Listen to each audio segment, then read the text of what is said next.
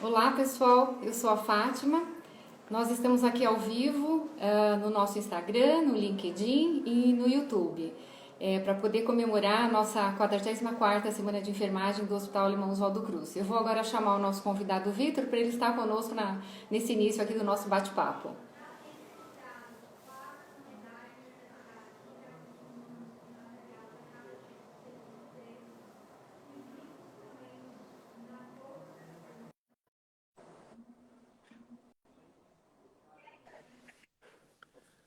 Oi Vitor, boa tarde. Oi, Fátima, boa tarde, tudo bem? Tudo bom? Tudo ótimo, e você? Tudo bem, tudo em ordem também. Então vamos lá. Vamos lá. Bom, quero inicialmente agradecer a todos que estão aqui nos ouvindo. Agradeço muito a participação do Vitor desde já. E como tradicionalmente nós fazemos uma comemoração relacionada à Semana de Enfermagem, hoje, na verdade, 12 de maio, é um dia que se comemora, é o Dia Internacional da Enfermagem, né?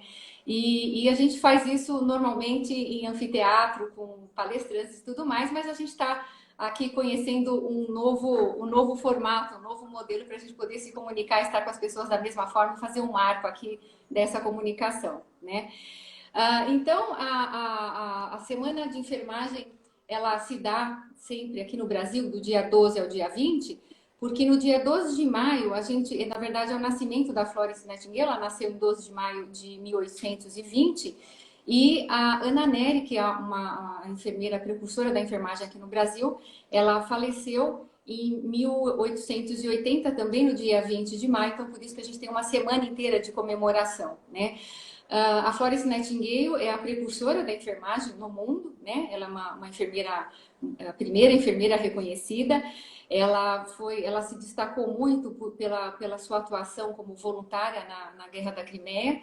E ela realmente foi uma pessoa assim que teve um trabalho além do seu tempo, né? Ela nasceu na Itália, mas o seu grande reconhecimento foi na guerra, e ela foi muito reconhecida na Inglaterra, que onde fundou a primeira escola de enfermagem no Hospital St. Thomas, né? Escola existente até hoje. E aqui no Brasil, a primeira reconhecida é a Ana Nery, que também teve uma atuação importante numa guerra, né? Que foi a Guerra do Paraguai, e ela é precursora então da enfermagem aqui no Brasil. Né? Então, falando um pouco da história da enfermagem, muito rapidamente, eu não posso deixar de falar da história da enfermagem aqui do Hospital Alemão Oswaldo Cruz. Né? Então, o Hospital Alemão Oswaldo Cruz ele foi fundado em 1897 e a enfermagem ela começou então a ter uma atuação com enfermeiras que vieram da Cruz Vermelha de Berlim. Né? E na nossa história, no resgate histórico da nossa instituição, a primeira líder de enfermagem da equipe na época era a Gerda Ziffer. Então, era uma enfermeira que começou a liderar a equipe de enfermagem, né, nos moldes da época. E uma coisa muito interessante é que na época que estava lá correndo a Segunda Guerra Mundial, como teve um processo no Brasil, um movimento de nacionalização da instituição, ela era frontalmente contra isso e ela acabou sendo presa, né? E como ela tinha um propósito pela escolha da sua profissão, ela acabou montando um ambulatório dentro da penitenciária, né, para poder cuidar das pessoas que estavam ali. Então, só para a gente entender como é curioso, né, as pessoas que têm um determinado propósito na hora de fazer a escolha profissional, elas persistem naquilo, aliás, independente do contexto, independente do que está acontecendo ali onde ela vive. Né? Então, esse é um exemplo bastante interessante. Outra coisa só que eu queria relembrar é que no ano passado, em 2019, a Organização Mundial de Saúde, ela definiu que o ano de 2020 seria o ano internacional dos profissionais de enfermagem, sem nem imaginar o que o mundo passaria, né? O que é muito, assim, eu diria, curioso, né? Não tem outra forma de dizer, porque talvez não era, obviamente, não era dessa forma que se pretendia ou que se esperava que houvesse um destaque da profissão, um reconhecimento, né? A ideia era poder ter mais recursos para isso, e pôr realmente a profissão em foco para que outras pessoas se interessassem também em seguir essa carreira. Mas, de fato, eu tenho que dizer que a pandemia realmente colocou a enfermagem como sendo um ano internacional dessa profissão, né? A pandemia nos colocou num foco, colocou a gente realmente, todos os profissionais da saúde, mas também e principalmente talvez a enfermagem, como sendo uma profissão que depende muito dessas pessoas, a gente precisa de mais equipe de profissionais da área de enfermagem no mundo, né? Principalmente agora, diante da pandemia, né? Então, só para fazer esse destaque. O tema, todos os anos a gente tem uma temática, a gente discute meses antes para começar a fazer a preparação para a semana de enfermagem, e o nosso foco antes da pandemia era justamente organizar para falar sobre o propósito da escolha profissional, né, das pessoas que decidem trabalhar na área de enfermagem. Mas no meio aí da pandemia, acho que o foco não mudou. Aliás, eu acho que ele está cada vez mais presente, né? Um propósito bastante importante diante de todo esse contexto, né? Bom, então eu quero parabenizar, né, toda a equipe de enfermagem do Hospital Alemão Oswaldo Cruz, de todas as nossas unidades, então da Unidade Paulista, Unidade Vergueiro, Campo Belo, Complexo Hospitalar dos Estivadores, é um hospital que nós fazemos a gestão, um hospital público, mas somos todos uma mesma equipe. Então, parabéns a todos e parabéns a todos os profissionais que nos assistem aqui também, né? Parabéns pela escolha, parabéns pela atuação. Bom, então eu vou passar agora a palavra para o nosso convidado, né, que é o Vitor Cremasco. Ele é da empresa de inovação Mandala. E o tema que nós propusemos fazer uma conversa aqui é justamente falar um pouco, né, da escolha profissional, do propósito e da continuidade dessa escolha diante do cenário que nós estamos vivendo. E com certeza a gente vai ter também a oportunidade aqui, muito rapidamente, uma conversa aí de uns 20 minutos com o Vitor, depois a gente abre para perguntas também, de expandir essa conversa, né? De falar um pouco mais do reflexo dessa pandemia, o impacto dela em outros aspectos da nossa vida, né? Tudo aquilo que a gente está vivendo aqui. Então a palavra é sua, Vitor. Obrigado, Fátima. Boa tarde para você, boa tarde para todas e todos que estão aqui com a gente nessa live. Enfim, óbvio que eu queria começar agradecendo a você pelo convite. Já tive a oportunidade de te dizer isso algumas vezes. Você é uma das pessoas que eu mais agradeço ter conhecido na minha trajetória profissional. Assim, eu tenho uma admiração muito grande por você, pelo que você representa para a instituição, para o Hospital Alemão Oswaldo Cruz. E eu queria agradecer, obviamente, não só a você, mas a toda a instituição por esse convite, a mim e a Mandala. Queria dizer também que, assim, eu fiquei muito honrado com o convite, especialmente honrado porque eu não sou da área da saúde, né? Então, apesar de ter trabalhado bastante com a área, eu estou aqui como um penetra, vamos dizer assim, e realmente é um privilégio, uma honra, assim, poder trazer algumas reflexões e poder contribuir, sobretudo nesse momento único, assim, né? Sem precedentes que a gente está vivendo. E queria, como cidadão, talvez, deixar também um agradecimento a todas as enfermeiras, a todos os enfermeiros, técnicas e técnicos de enfermagem, pelo trabalho, assim, não tem, é sublime, né? Não tem outra palavra para definir o que profissionais de saúde aqui no mundo estão fazendo nesse momento. Acho que a humanidade pode tentar agradecer por anos aí, não vai ser suficiente. Então, bom, dito isso, talvez faça sentido, Fátima, eu começar a conversa assim, comentando, trazendo algumas reflexões do que eu vim pensando nesses últimos dias, desde que você me fez o convite, me fez essa provocação. Talvez antes de falar da saúde especificamente, seja interessante entender um contexto maior, assim, planetário, social, vamos dizer, que talvez a frase que a gente tem lido, que melhor converse com esse momento agora seja do pensador contemporâneo Yuval Noah Harari. Ele tem uma frase muito simples que é: crises vêm para acelerar processos evolutivos, né? Crises vêm para nos fazer dar um passo mais contundente de um ponto A para um ponto B dentro do nosso processo evolutivo como sociedade, como civilização. Só que nenhum processo evolutivo vem sem tensão, né? Nenhum processo evolutivo vem sem choque de paradigmas. Então, o que a gente tem visto nesse momento é uma clareza sem igual, assim, de paradoxos. A gente está num momento de muitos paradoxos, né? Só para listar alguns, a gente vem aí há algumas semanas como planeta lidando com esse paradoxo criado da vida com a economia, né? Como se fossem realmente coisas excludentes e, de alguma forma, somos desafiados a tentar tomar um partido, tentar tomar um lado, como se ao optar pela vida a gente estivesse abrindo mão de qualquer reflexão econômica e vice-versa. A gente vem lidando com o paradoxo de modelo de sustentabilidade que a gente quer construir para o futuro, né? Então, a partir dessa pandemia, Vamos manter os modelos de crescimento contínuo e crescimento infinito que vem pautando nossa evolução como sociedade nas últimas décadas? Ou esse momento vai fazer com que a gente realmente repense nossos modelos, né, de subsistência, de sobrevivência, modelos econômicos? A gente vê que essa pandemia está aumentando muito o nível de consciência das pessoas em relação ao consumo.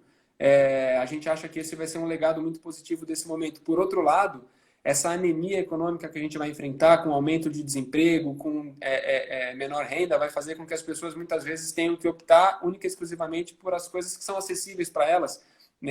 Às vezes a gente vai perceber pessoas optando mais pelo preço para comprar certos produtos, enquanto você vai ter uma parcela da população com um ganho enorme de consciência. Então a gente aumenta a lacuna dessa consciência aplicada, se a gente pode dizer assim.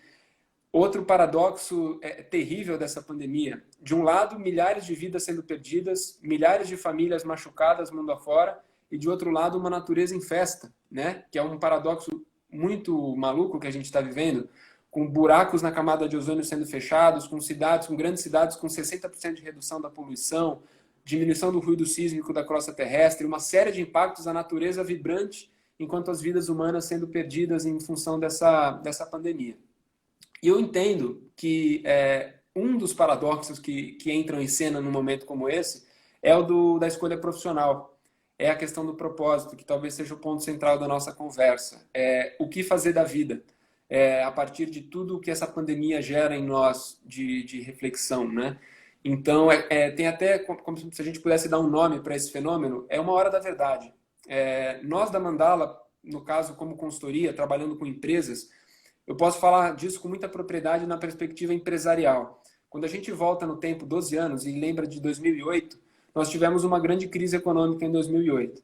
Naquele momento, aquela crise foi muito mais do que uma crise somente econômica, foi uma crise existencial. Foi a primeira vez que grandes empresas no mundo começaram a perceber que uma não mudança nos seus modelos de negócio, uma não relação séria com a sustentabilidade poderia comprometer a sua sobrevivência futuro. Então, naquele ano, em 2008, o termo propósito, que hoje a gente fala tanto e ouve tanto, ali ele é incubado de alguma forma. Ali ele começa a fazer parte das discussões, ali ele começa a fazer parte do vocabulário das lideranças empresariais no Brasil e no mundo e tal.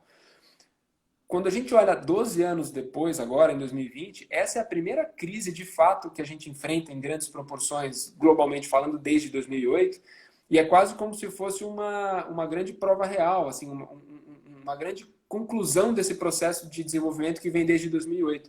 Aquelas empresas que despertaram, que começaram a mudar a sua atuação, são as empresas que nesse momento estão lidando melhor com a crise, que desenvolveram essa musculatura mais reativa, de antecipação, de entender que elas precisam estar a serviço da sociedade.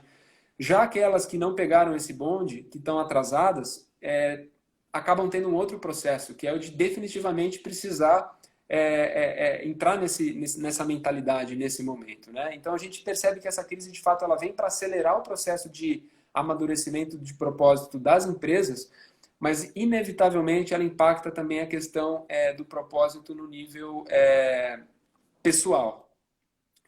Tentando aí, começando a fazer a ponte um pouco para tentar falar de saúde com vocês, né? Tem alguns setores que já estão passando por isso muito claramente, né? Eu, além de sócio da Mandala, por exemplo, eu sou músico também, né? E eu daria facilmente como exemplo para vocês a indústria da economia criativa, da arte, que é uma indústria que foi profundamente abalada pela pandemia, foi um dos primeiros setores que teve lockdown geral, assim, tudo fechou, porque sobrevive de aglomeração de pessoas.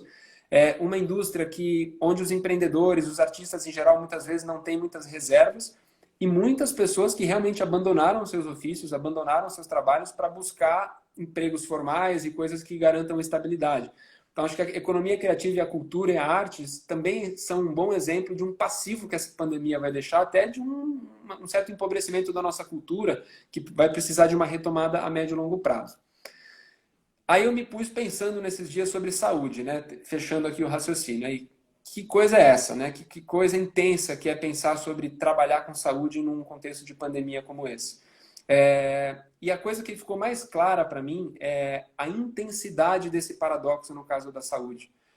Porque medo e paixão são dois sentimentos que estão profundamente estimulados nesse momento, são extremos opostos e são extremos expostos nesse momento, né? Então, assim, se algum profissional de saúde disser que está passando por esse momento blasé, como se fosse um momento como qualquer outro, que nada tivesse acontecendo, eu tenho certeza que ele não está dizendo a verdade, porque assim, não tem como não mexer, né?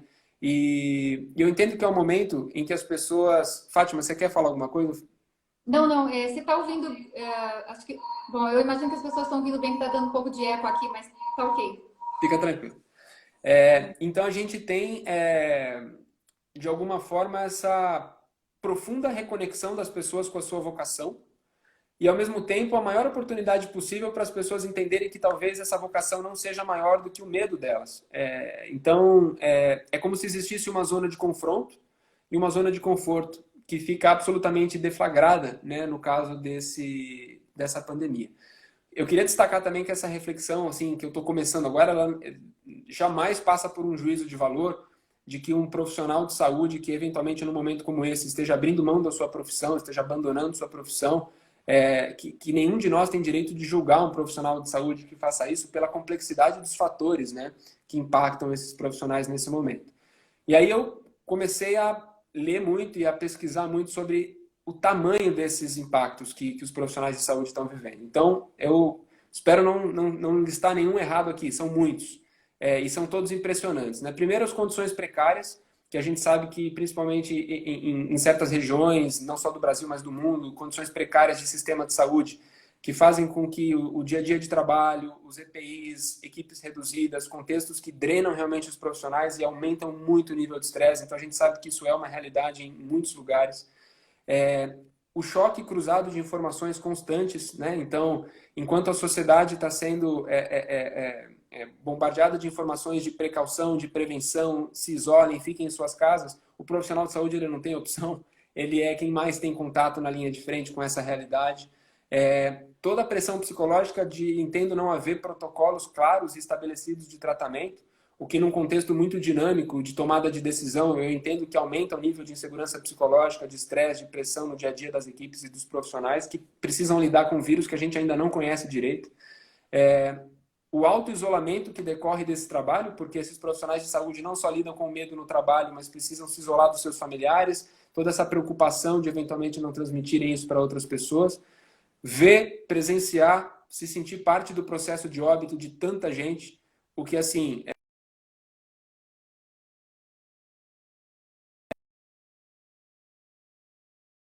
preparação que dê conta de você lidar com essa realidade nua e crua. O olhar da sociedade, desde profissionais sofrendo preconceito em transporte público, até casos extremos e terríveis e muito trágicos que eu li, de pessoas no México, por exemplo, jogando água sanitária, jogando água quente no rosto de profissionais de saúde. Então, assim, não dá nem para comentar, né, o que isso representa. E a perspectiva de uma segunda onda, de uma terceira onda de contaminação também, o que retira dos profissionais de saúde um dos elementos mais importantes da sobrevivência, que é ver a luz no fim do túnel, né? Uma das coisas mais importantes para reforçar o nosso propósito é sentir que a coisa pode terminar, é conseguir enxergar um fim. Só que essa batalha ela está tão dura, e ela é tão longa, e ela é tão incerta, que nem sequer esse apoio a gente tem conseguido oferecer a esses profissionais que têm sido guerreiros aí de forma impressionante. Então aí a gente olha para isso e percebe contextos de estresse, de burnout, de ansiedade, de depressão, de insônia. E aí numa hora como essa, propósito ele vem à tona de uma maneira muito, muito forte, né? Alguns vão optar por bancar essa história, outros não.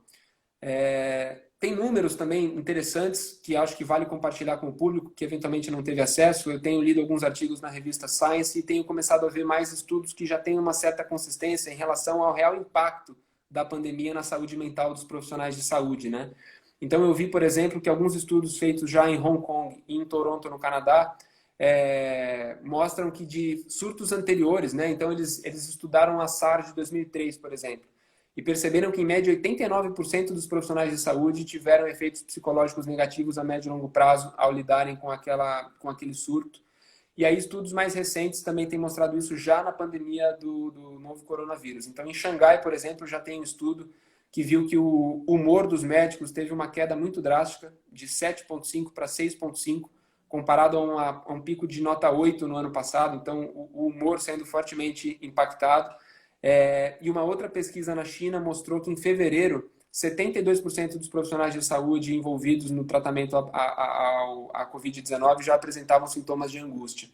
Então, assim, acho que os números também começam a contar muito dessa história. Falei muito já, Fátima, não sei se você quer me interromper, trazer alguma pergunta. Não, eu só queria fazer um comentário enquanto você falava, eu fui relembrando de algumas questões aqui, e quando você fala da esperança, né, que para o profissional da saúde realmente é importante ele ver alguma luz no fim do túnel, né? E eu só queria destacar, comentar com vocês que quando nós começamos aqui no atendimento dos pacientes, né, a gente acaba caindo nesse tema porque não tem outro jeito, obviamente, e assim como em qualquer lugar, as pessoas ainda tinham muito medo, muito receio de tudo aquilo.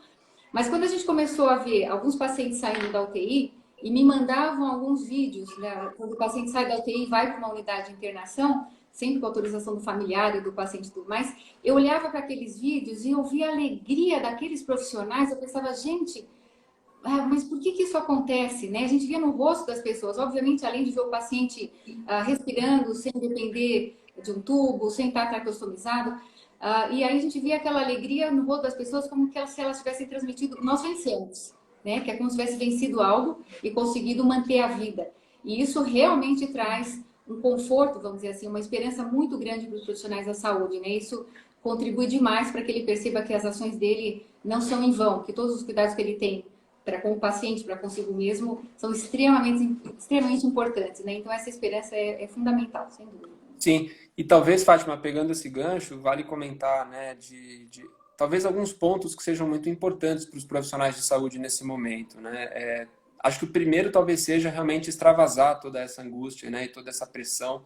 Eu me lembro muito de uma iniciativa que eu já conheço de alguns anos, enfim, de pesquisas e tudo trabalhando na área da saúde, são os Schwartz Rounds. É uma iniciativa de um centro americano chamado Schwartz Center. Foi criado há muitos anos em virtude de uma história de um jovem que foi diagnosticado com câncer, e ele tem uma frase muito icônica, que ficou muito conhecido, que ele falou que o que tornou ele acabou falecendo precocemente, mas ele disse que o tempo dele de tratamento, que fez aquilo ser minimamente viável e possível, foram os gestos de bondade dos profissionais de saúde que fizeram com que o insuportável se tornasse suportável para ele. E desde então, esse centro ele trabalha com a dimensão humana do tratamento e da cura, né? Para além das terapias, dos protocolos médicos e tal, mas com esse lado mais da preparação do profissional de saúde para que ele entenda e esteja bem treinado, tenha suporte, tenha apoio para exercer a melhor função humana que ele tem nesse processo de cura também. E uma das iniciativas que esse centro faz são esses rounds de conversa. É uma metodologia que eles usam em vários hospitais nos Estados Unidos, Canadá, Nova Zelândia e Austrália, e isso está disponível online, para que instituições de saúde organizem esses fóruns, para que os profissionais multidisciplinares da área de saúde simplesmente conversem sobre o que é trabalhar com saúde, porque é uma coisa muito única, né? É um tipo de relação com o trabalho, uma carga emocional muito específica, e a gente sabe que são profissionais, você sabe isso 3 milhões de vezes melhor do que eu, que muitas vezes internalizam e carregam muitas coisas que somatizam na vida pessoal, para fora, e a proposta da iniciativa é botar para fora. Então, nesse momento, se no dia a dia normal já tem muita coisa para esses profissionais de saúde desabafarem, num momento como esse, acho que essa válvula de escape ela é crucial. Uma outra coisa que tem valido muito para profissionais de qualquer setor é a questão do mindfulness, né? Então, por mais difícil que possa parecer, esses profissionais de saúde encontrarem alguma reconexão com o seu lugar de força, né? Eu digo lugar de força porque a gente fala às vezes em mindfulness, em meditação, e acaba enquadrando isso numa lógica mais tradicional de que é aquela meditação, de sentar em silêncio, ouvir uma música, respirar. Acho que aqui a questão é realmente colocar a cabeça um pouco fora desse lugar e reconectar com o lugar de carinho, com o lugar de afeto, o lugar onde a vida faz sentido para cada um desses profissionais, quase que para recarregar essa bateria mesmo, né? E conseguir voltar com mais força. E, por último, a questão do reconhecimento. É uma palavra muito importante, porque definitivamente reconhecimento é um combustível nos momentos de tensão e de estresse. a gente vê iniciativas muito bacanas. Acho que no começo da pandemia a sociedade estava mais atenta a isso, a gente teve esses aplausos mundo afora aos profissionais de saúde. Eu acho que por uma questão de instinto normal, isso perdeu um pouco, assim, não começou a não acontecer tanto, porque a gente se habituou um pouco com essa realidade. Mas artistas também fazendo coisas incríveis. Nós mesmos comentamos esses dias no WhatsApp da arte que o Banksy fez, aquela pintura linda, com uma enfermeira como uma super-heroína, enquanto os super-heróis tradicionais estavam de lado. Tem uma artista iraniana também, chamada Alireza Pakdel, depois eu posso escrever aqui no chat, que tem feito artes muito lindas, assim, homenageando os profissionais de saúde. Então, acho que a gente tem esse dever também de cuidar das pessoas que estão cuidando com o que a gente pode fazer, que é agradecer, que é homenagear, né? Que é mandar essa energia. Então, achei bem legal isso que você falou. Pois é, e pensando nisso, Vitor, eu acho que traz uma reflexão grande desse momento que a gente está vivendo, até pensando nos jovens, naqueles que ainda talvez nem escolheram uma profissão, né? Vivendo tudo isso, como será? Eu queria até saber como que você pensa a esse respeito. Como será que eles vão escolher as suas profissões baseado nessa vivência? Eu, particularmente, eu tenho uma visão de que nós vamos, no futuro próximo, ter muito mais jovens interessados em trabalhar na área da saúde, principalmente na área de enfermagem, que tem uma grande necessidade, né? Diante daquilo que as pessoas estão vivendo. Recentemente, inclusive, nós tivemos um colégio, uma escola de ensino fundamental, que eles encaminharam para nós, eram mensagens dos alunos, tanto para pacientes quanto para profissionais. Eu cheguei a ler algumas de profissionais. A gente percebe que aquelas crianças já reconhecem a importância da atuação daqueles profissionais. Eu não tenho dúvida de que isso vai ser um marco no desenvolvimento delas e que para ela repense, né, para que ela auxilie ela na hora de tomar uma decisão. Acho que isso, aliás, para o mundo é uma excelente oportunidade, porque se os jovens decidirem trabalhar na área da saúde, com certeza, e pode ser que a gente enfrente outras pandemias, a gente tem uma condição mais fácil, mais rápida de ser mobilizada na hora de fazer esse enfrentamento, né? Aliás, falando em propósito e escolha profissional, nós temos pessoas de muitos pensamentos. Eu vi alguns profissionais desistindo, eu vi inclusive pessoas também no inverso, que já se aposentaram, saíram da instituição, por exemplo, me ligando, oferecendo vir trabalhar voluntariamente.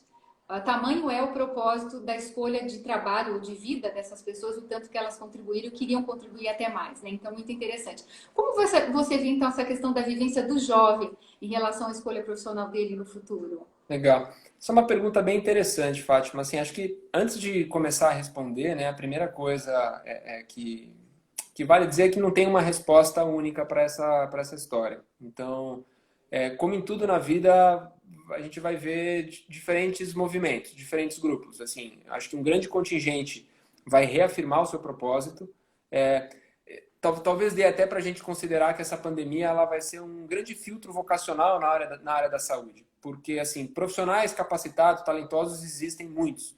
Mas esse algo a mais que faz alguém passar por uma pandemia como essa e seguir determinado, seguir vocacionado, isso vai acontecer em muitos casos.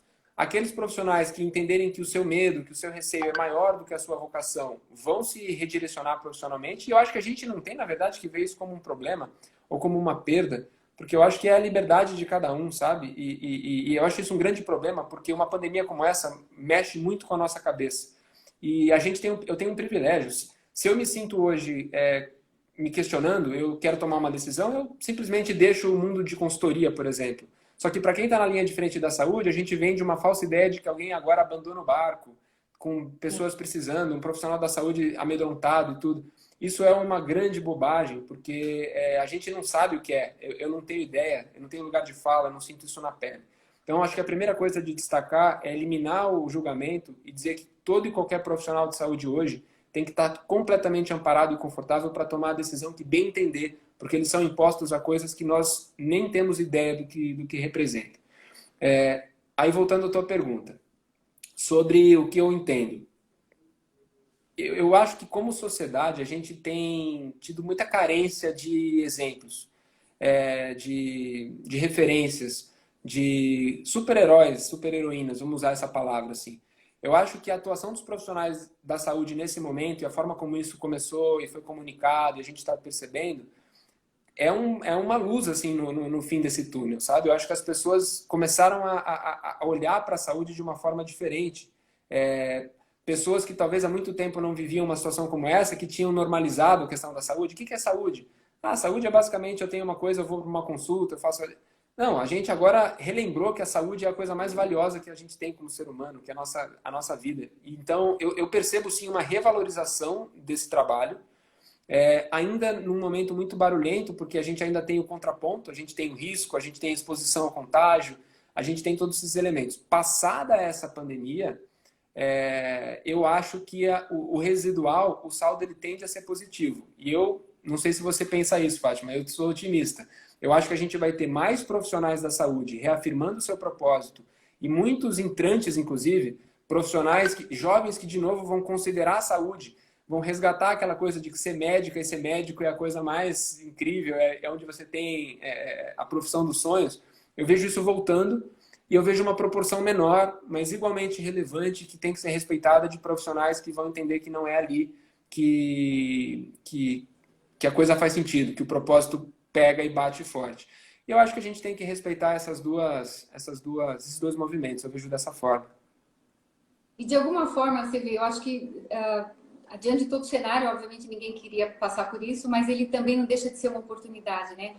Eu observo nos jovens que estão em formação na área da saúde, eu tenho uma filha que é da área da saúde, ela está se formando para ser dentista, e eu vejo nela e nas colegas, né, nos colegas todos dela da faculdade, a quantidade a vivência que eles têm tido e o quanto isso tem contribuído para reforçar realmente a escolha e a definição e o rigor da prática profissional tem sido sensacional. Eles realmente têm tido muito mais oportunidade e refletido muito mais sobre isso, que eu não tenho dúvida que são pessoas que estão se formando agora e que vão se tornar profissionais melhores porque estão tendo essa oportunidade de tangibilizar coisas que são de extrema fundamentais para uma boa prática profissional. Isso com certeza se reflete em outros profissionais. Nós aqui no Hospital Alemão Oswaldo Cruz, como você sabe também, nós temos uma escola técnica de enfermagem, temos a graduação, pós-graduação em várias áreas da saúde, né, e na área da enfermagem também.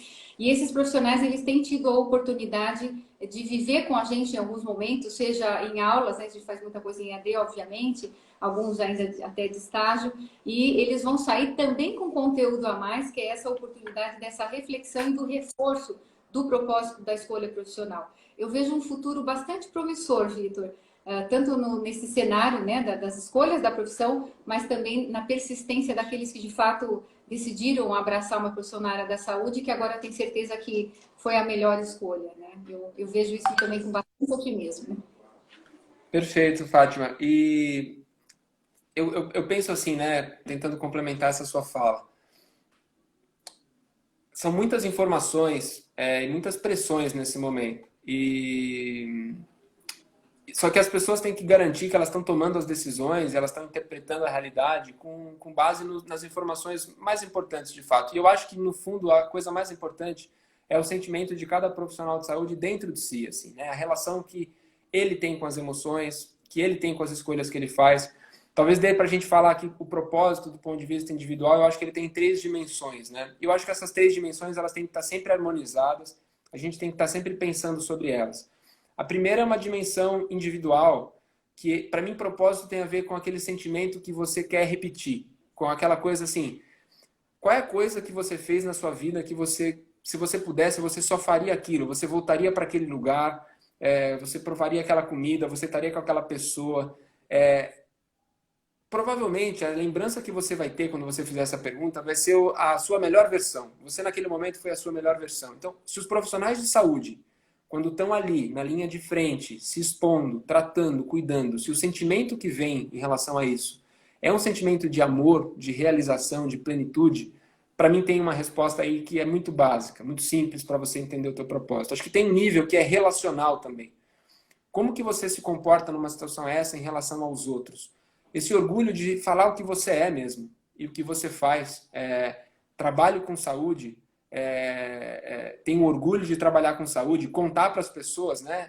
Eu contei para muitas pessoas que eu ia participar dessa live com vocês hoje, porque eu me senti muito orgulhoso de ser convidado. Então, o fato de eu ter tido vontade de contar isso para amigos, e contar isso para minha mãe, contar isso para os meus colegas de trabalho, mostra que estar aqui com você faz parte do meu propósito. revela a minha força. Então, acho que os profissionais de saúde também têm que entender esse termômetro do orgulho.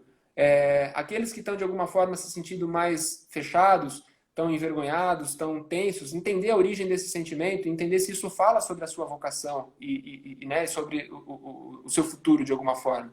E, por último, a questão do nível sistêmico dos desafios também. Né? Propósito tem a ver com se desafiar.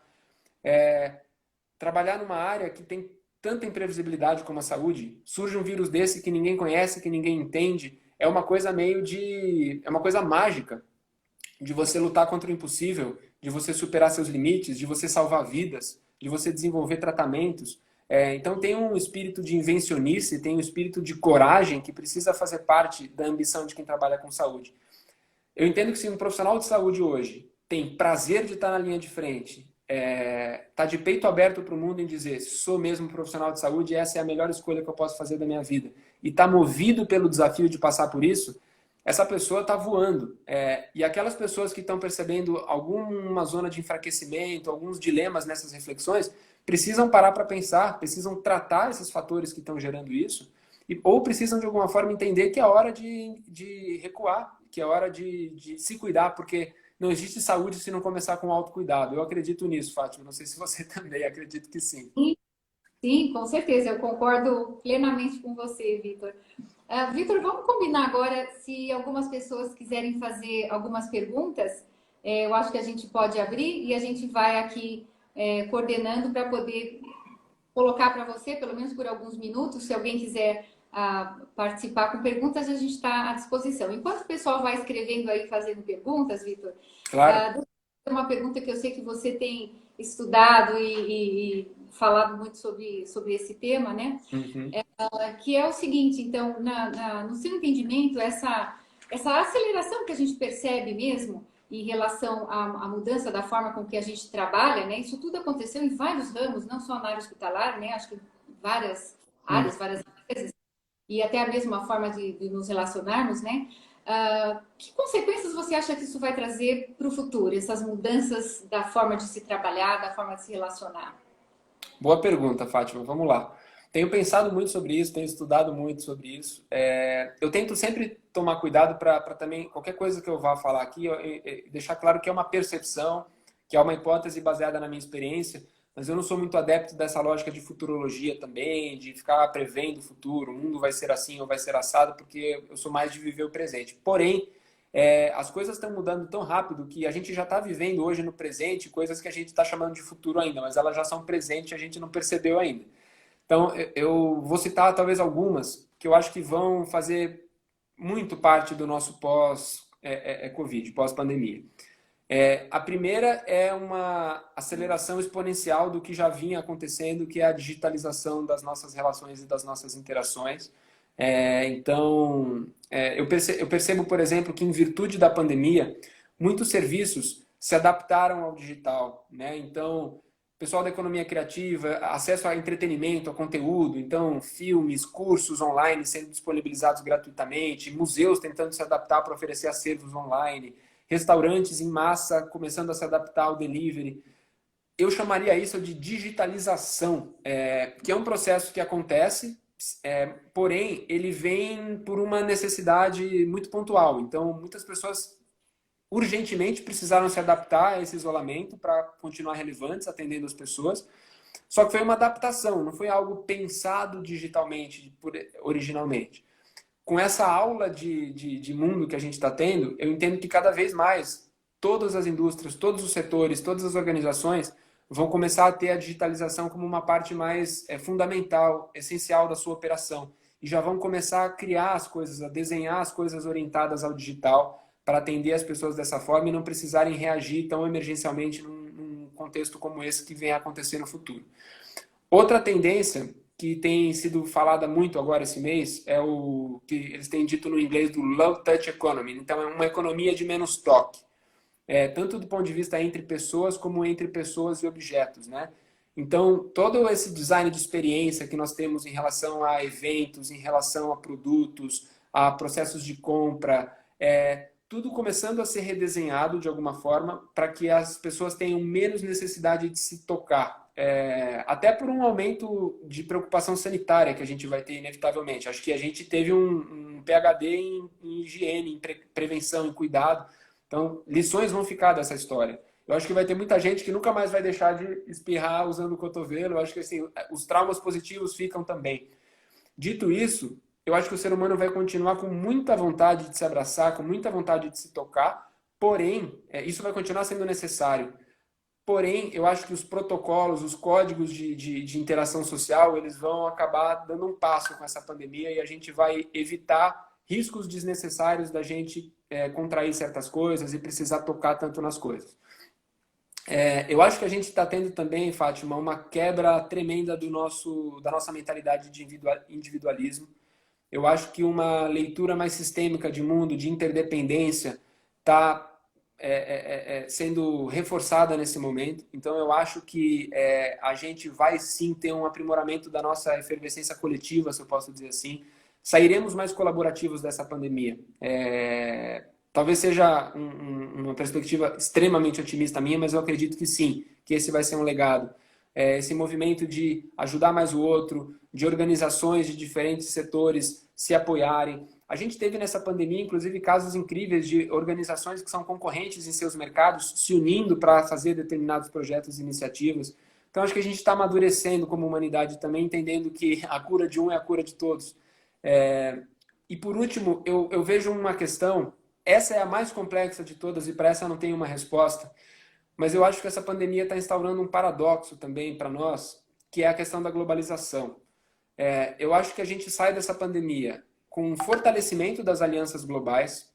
Eu vejo que uma pandemia como essa fortalece uma organização como a OMS, fortalece a necessidade de países, no futuro, se articularem de forma participatória, mais madura, para lidar de forma articulada com uma crise como essa, e não o que a gente vê hoje em dia, que são países atravessando outros e sabotando compras de equipamentos e tudo mais. Às vezes a gente olha para umas questões que a gente não acredita, né?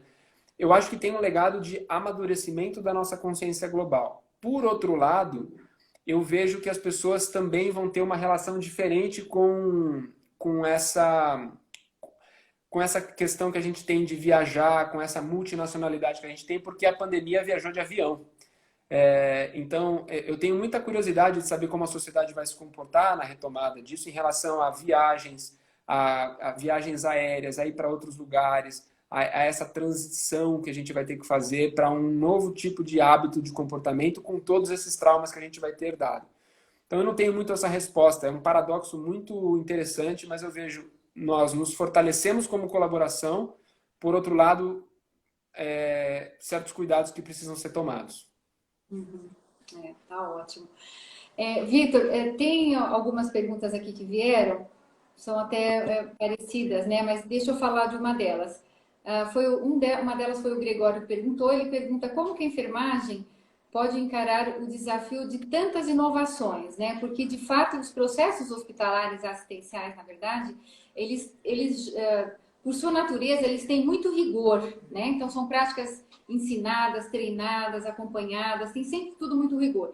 Então, tudo que vai entrar de novidade é sempre algo que leva um tempo, porque tem que passar por protocolos, treinamento e tal e tal. Então, ele coloca aqui como que se enfrentar, eu estou entendendo aqui tantas inovações, porque chegou muita coisa assim de uma vez só, né? Como você enxerga isso? Eu sei que você não é da área da saúde, mas talvez é importante ver o seu raciocínio sobre isso, né?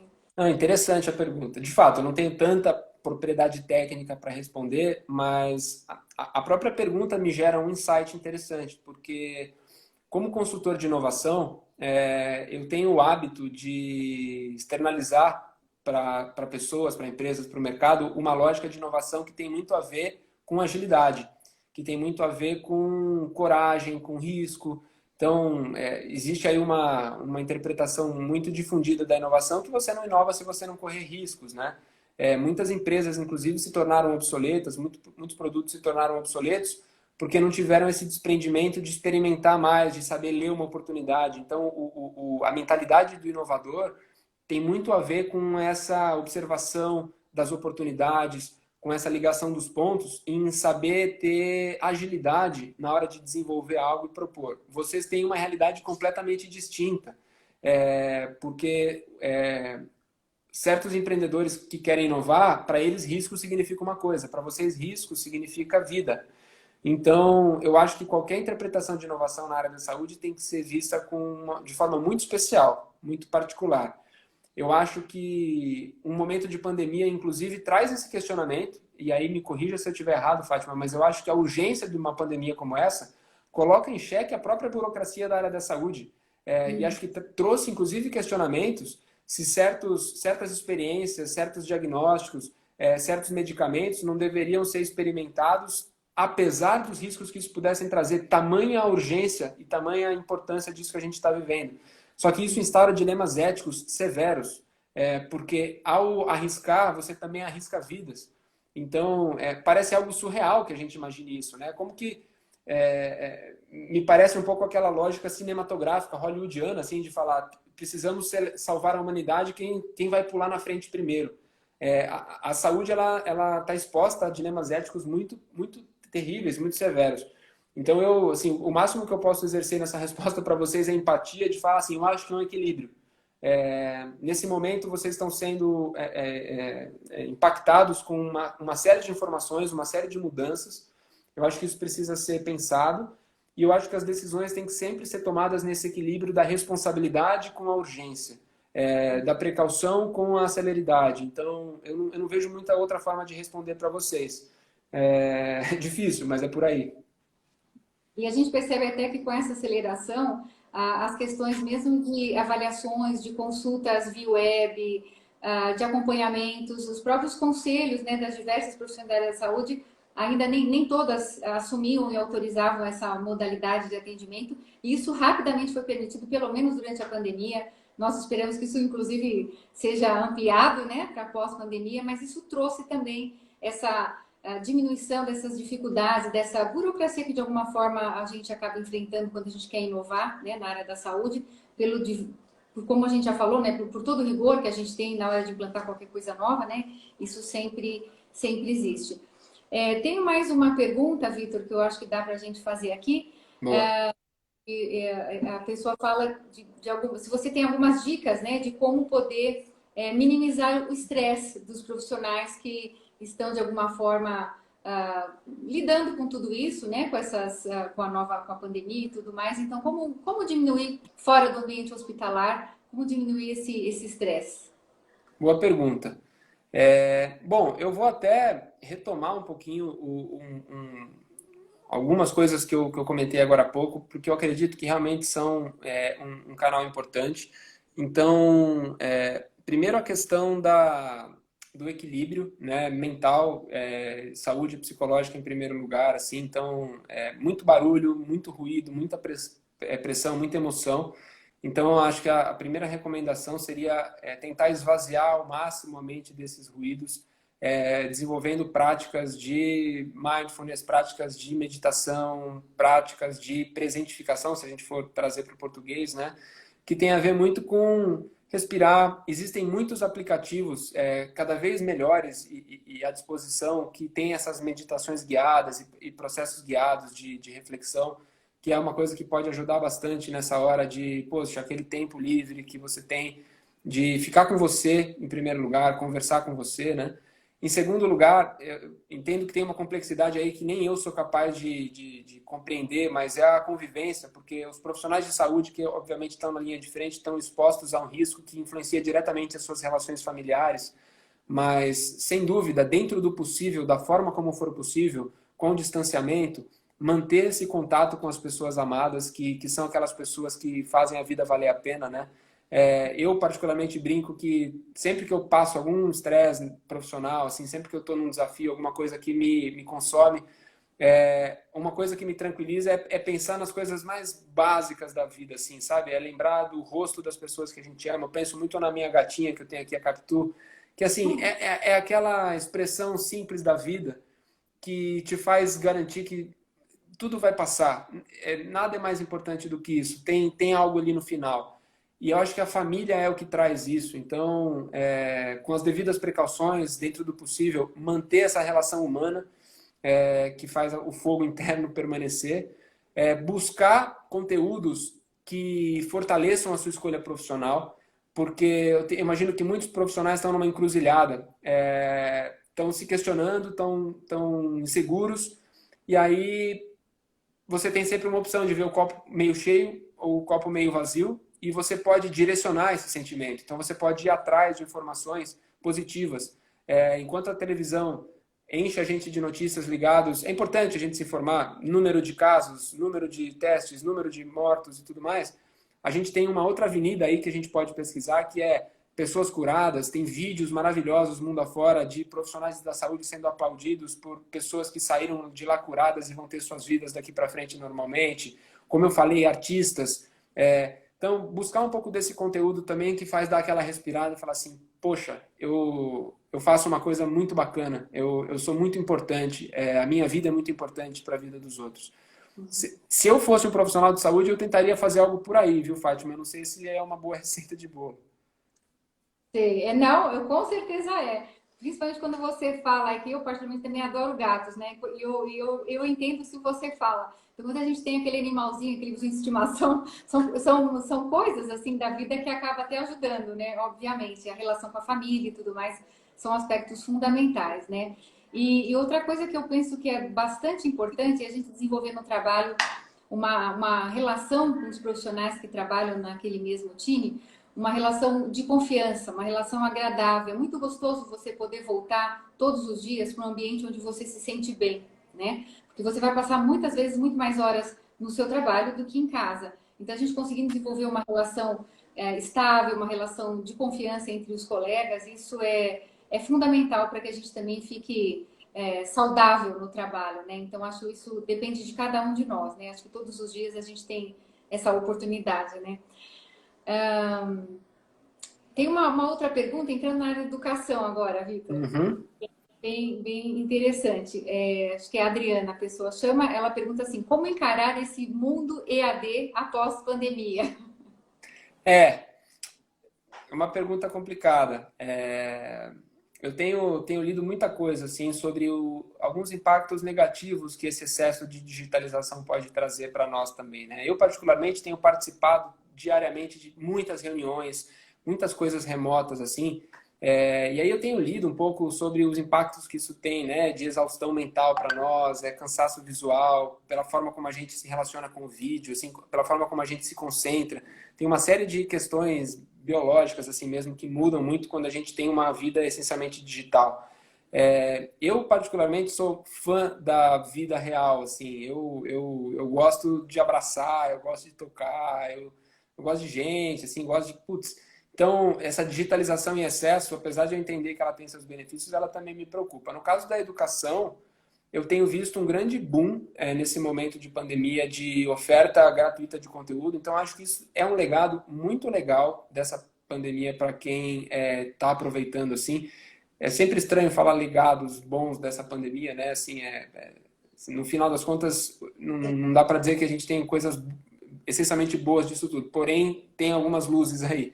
E realmente, a gente acabou disponibilizando acesso a coisas que antes eram fechadas, que antes eram privadas, e aí essa solidariedade do conhecimento que a gente começou a ver, né?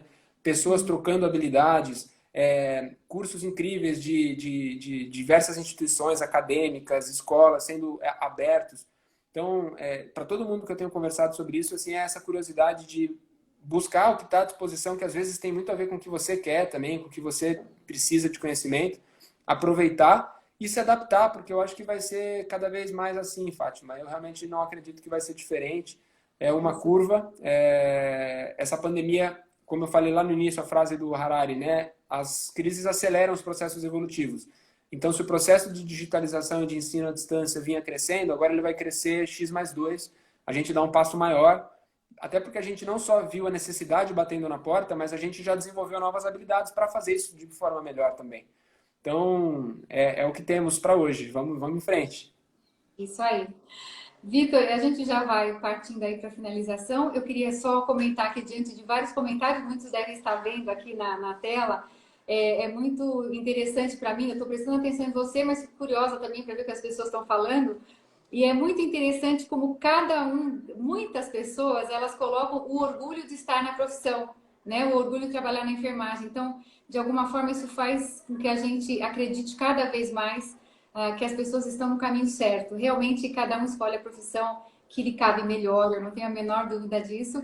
E que bom que as pessoas que estão inseridas nessa profissão, ou que já estão trabalhando, ou que estão estudando, ou pretendem, de repente, escolher uma profissão, estão mais conscientes disso e felizes, né? Se orgulham disso. Então, Claro. é extremamente importante a gente se orgulhar daquilo que a gente faz, porque muitas vezes a gente abraça aquilo e a grande parte das vezes a gente vai com aquilo para o resto da vida, né? Então, é importante você ter propósito, se orgulhar muito daquilo. E eu vejo que esse grupo que está aqui participando com a gente está demonstrando justamente isso, né? Então, Vitor, eu quero agradecer muitíssimo você. A gente já se conhece há algum tempo, temos um trabalho aqui muito interessante do seu, aí da Mandala, aqui no Hospital Alemão Oswaldo Cruz, uma parceria muito boa.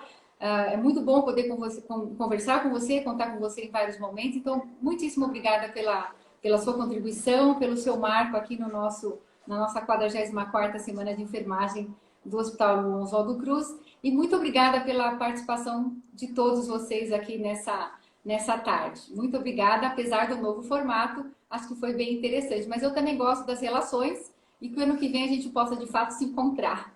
Perfeito. Obrigado, Fátima. Obrigado. Muito obrigada. Até logo a todos. Tchau, tchau.